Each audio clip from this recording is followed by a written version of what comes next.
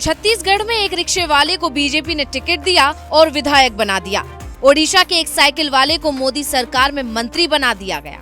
पहली बार विधायक बनकर आए अंसारी को योगी सरकार में मुसलमानों का चेहरा बना दिया गया और अब बीजेपी ने सियासत के कुछ नादान नेताओं को टिकट देकर सबको हैरान कर दिया। प्रयागराज में अब तक के चुनावों में अतीक की काली परछाई थी और मुसलमान वही घिसी पिटी राजनीति के हिस्से में खुद को ठगा महसूस करते थे। अब अतीक तो है नहीं, रीता बहुगुणा जोशी को भी सियासत से विदाई लेनी पड़ी। बीजेपी ने नीरज त्रिपाठी को टिकट दिया, जिनका परिवार सियासत में रहा लेकिन वो सियासत के खिलाड़ी नहीं है। फिर वहाँ नया प्रयोग क्यों किया गया? नंदगोपाल नंदी को क्यों इग्नोर किया गया? या फिर पार्टी के लिए सालों से मेहनत करने वाले कार्यकर्ताओं और नेताओं को दरकिनार क्यों किया गया?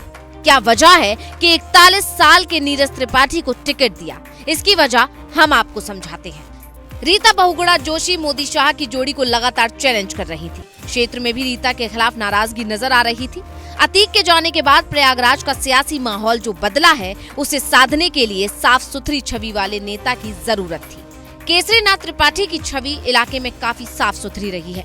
बेटे नीरज त्रिपाठी ने बतौर वकील कई गरीबों की मदद की है। ऐसे में इलाके में इनकी छवि सिर्फ एक ब्राह्मण नेता के तौर पर नहीं है, बल्कि हर जाति मजहब के लोग इन्हें सपोर्ट करते हैं। इसीलिए इलाहाबाद में नीरज त्रिपाठी के जीतने की उम्मीद ज्यादा नजर आ रही है। हालांकि सियासत के जानकार कई लोग ये भी कहते हैं कि अब प्रयागराज में कहानी ऐसी हो गई है कि एक तरफ राजनीति का वो परिवार जिसका इतिहास बहुत पुराना है। 80 के दशक में हेमंत बहुगुणा प्रयागराज में राजा हुआ करते थे। फिर उनके बेटे विजय बहुगुणा उत्तराखंड के मुख्यमंत्री हुए और उनकी बेटी रीता बहुगुणा जोशी अलग अलग समय में बीजेपी और कांग्रेस में सांसद बनी। लेकिन बीजेपी ने रीता बहुगुणा जोशी का इलाहाबाद से टिकट काटकर सियासत के एक नए खिलाड़ी नीरज त्रिपाठी को दे दिया। ऐसे में ये जानना बेहद जरूरी है कि अतीक के गढ़ में बीजेपी ने एक मासूम को मैदान में क्यों भेजा। नीरज त्रिपाठी पूर्व राज्यपाल स्वर्गीय केशरीनाथ त्रिपाठी के बेटे हैं।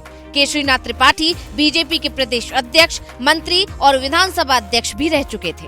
प्रयागराज के विकास के लिए इन्होंने सीएम योगी और पीएम मोदी से कई बार बातचीत की।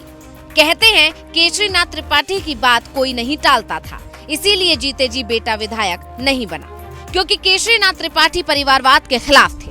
कहते हैं 8 जनवरी 2023 को जब केशरीनाथ त्रिपाठी का निधन हुआ तो उससे कुछ दिन पहले उन्होंने अपने करीबियों से ये अपील की थी कि जब तक मैं जिंदा हूँ मेरे बेटे को राजनीति से दूर रखिएगा। केशरीनाथ त्रिपाठी की पत्नी कविता त्रिपाठी बीजेपी महिला मोर्चा की प्रदेश मंत्री हैं और बेटा अब अतीक के गढ़ में सियासी मैदान में है। टिकट मिलते ही पेशे से वकील नीरज त्रिपाठी कहते हैं, पिताजी की विरासत मिली है, वो जो विरासत छोड़कर गए हैं मैं उसका पालन और सम्मान करूंगा। मेरी तरफ से 100% ये कोशिश रहेगी कि उस छवि पर कोई दाग ना लगे। इंडिया गठबंधन के पास कोई विजन नहीं, उनका एक ही काम है कि पीएम मोदी जी को गाली देना। अब नीरज त्रिपाठी अपने पिता वाली विरासत को कितना आगे बढ़ा पाते हैं और वकालत में हाथ आजमाने के बाद अपना सियासी करियर कैसे बनाते हैं, ये देखने वाली बात होगी। Bureau report, global Bharat TV.